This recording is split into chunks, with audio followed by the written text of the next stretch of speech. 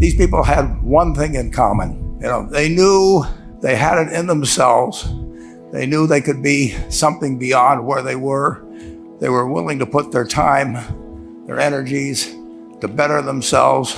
What you really could do with more skills, it's just remarkable. So I would like to just tell you a couple of short stories, and we'll draw maybe a couple of lessons from them.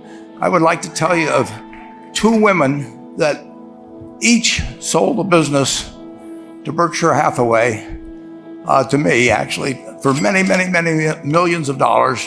Both of them started with $2,500. By a coincidence, it was the exact same amount. It was everything they had in the world. And one of them was a woman who landed in Seattle in 1917, couldn't speak a word of English, had a tag around her neck. The tag said Fort Dodge, Iowa. The Red Cross got her to Fort Dodge, where she was reunited with her husband who had come to the country a couple of years earlier. And she lived in Fort Dodge for 2 years. And as she put it, she felt like a dummy. She couldn't pick up the language. She couldn't learn a word. And so she and her husband decided to move to Omaha. So they came to Omaha in 1919. And there she found a small colony of Russian Jews, so she started feeling more at home. And then as her oldest daughter went to school, she would come home, this daughter, Frances, and she would teach her mother the words she'd learned in school that day. And this woman, Rose Blumpkin, spent 20 years saving money, bringing first her siblings over, her mother and father, $50 at a time. She sold used clothing to do it.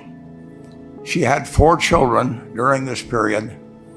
And by 1937, after 20 years, she'd saved $2,500. She went to Chicago and she bought what she could of furniture. Her dream had always been to open a furniture store.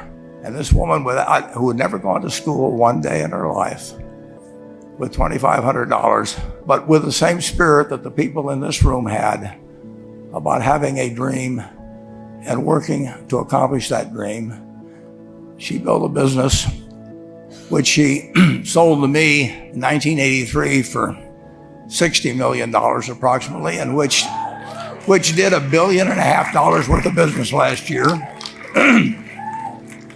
The 4th generation is working in that business.